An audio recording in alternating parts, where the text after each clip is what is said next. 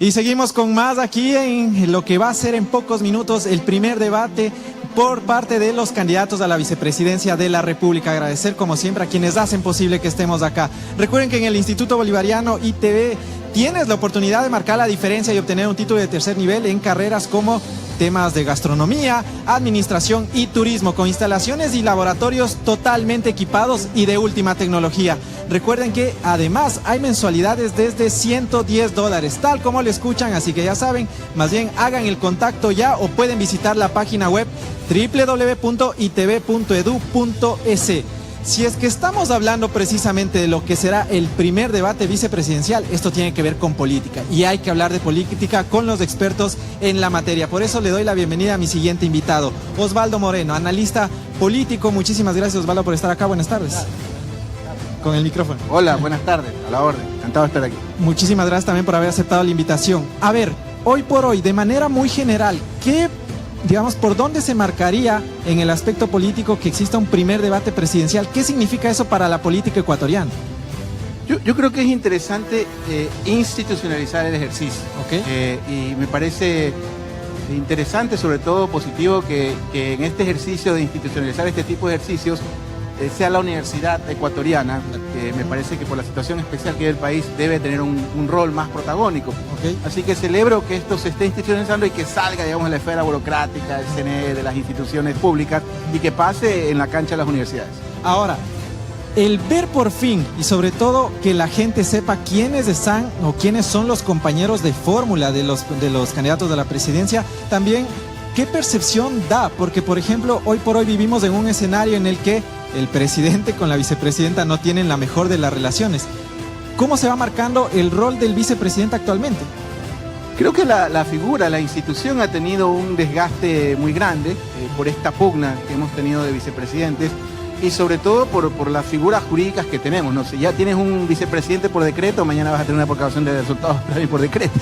Claro. Entonces, en ese contexto es un rol, es una institución que está debilitada, pero es un rol que ya depende de cada candidato y de cada presidencial qué impronta le impone. Y hacia eso voy.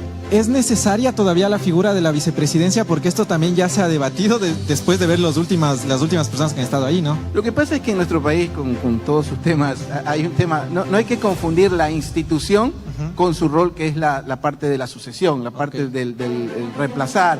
Entonces, tal vez en otros países del mundo no se elija vicepresidente, pero en todo el mundo hay una figura que reemplaza determinadamente en determinadas circunstancias. Pero al menos en el marco jurídico de hoy, la vicepresidencia tiene unos roles que los establece la Constitución claramente. Ahora, y en ese sentido también, los perfiles que hoy por hoy están apuntando a la vicepresidencia de la República, hoy por hoy la gente los va a poder conocer un poco más, podrán tener, digamos, la trayectoria que han tenido para estar allí. Estos roles y sobre todo por dónde deberían acaparar o por dónde deberían ir las funciones que vaya a dar el presidente de la República. Y te consulto esto porque, por ejemplo, anteriormente en el gobierno pasado se le dio el tema de la salud, por ejemplo, al ex vicepresidente Borrero. En la época del correísmo a Jorge Glass se le dio pues el sector energético. ¿Va por ahí las funcionalidades del vicepresidente o de estas deberían cambiar también? Hay dos funcionalidades, la electoral, que digamos que es la que conozco, que digamos en el mundo de la comunicación política, mientras no nos reste es suficiente. Ya nadie aspira más de un vicepresidente que no reste suficiente. Y la institucional, que volvemos al principio, creo que es una materia en la que tenemos que reinstitucionalizarla en el Ecuador para efectos de que tenga un rol que primero sea ejecutivo, o sea, es decir, un rol que funcione, y segundo, que se cumpla la ley. Partidos políticos y en la etapa final de la entrevista del día de hoy. En el tema de los partidos políticos, algo que también aún es de crítica por parte de la ciudadanía, pues ya ves tú los movimientos y partidos que son de alquiler o que son de renta. El Ecuador, digamos, soporta más de 200 organizaciones políticas o por dónde va la cosa.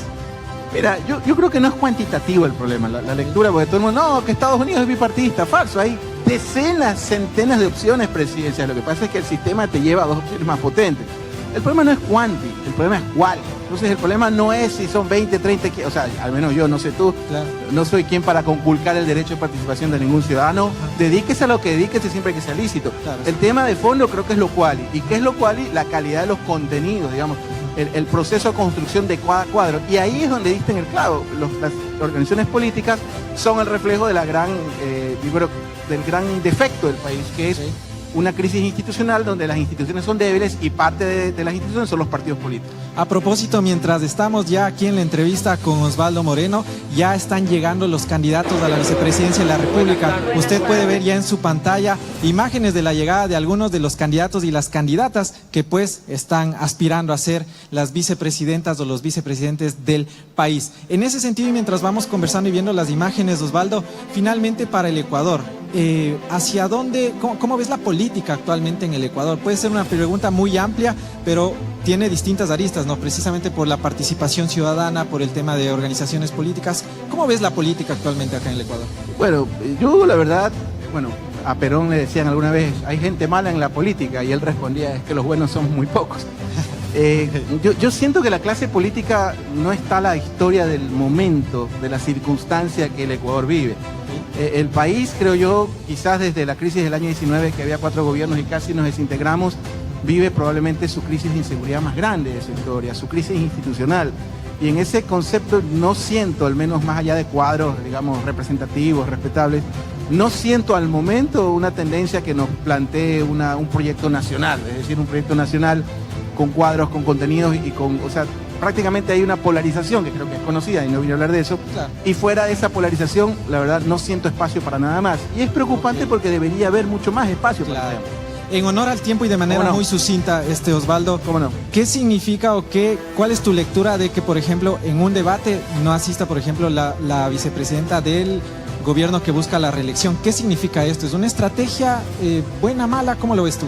Bueno, habría que preguntarle a los estrategas si es que los tienen, pero en todo caso lo ideal es incentivar este tipo de ejercicios. Lo interesante sería, ¿cuántos no han venido?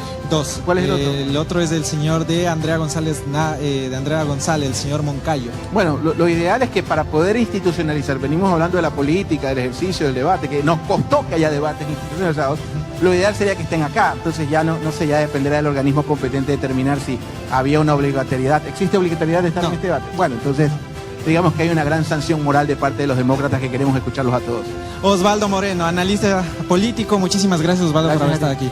Bien, y ustedes también, muchísimas gracias por estar conectados, por haber estado conectados a esta antesala de lo que en poquísimos minutos ya va a ser el primer debate con los candidatos a la vicepresidencia de la República por primera vez en la historia del país. Quédese conectado, recuerde que toda la transmisión se va de largo precisamente ya aquí en la Universidad Bolivariana Ecuatoriana. Muchísimas gracias a ellos que hacen posible que estemos acá y de igual forma al Instituto Universitario Bolivariano. Quédese conectado, en pocos minutos ya regresamos con el debate vicepresidencial. Yo soy Jeff Sanguña y para mí un gusto y un placer haber podido estar con ustedes.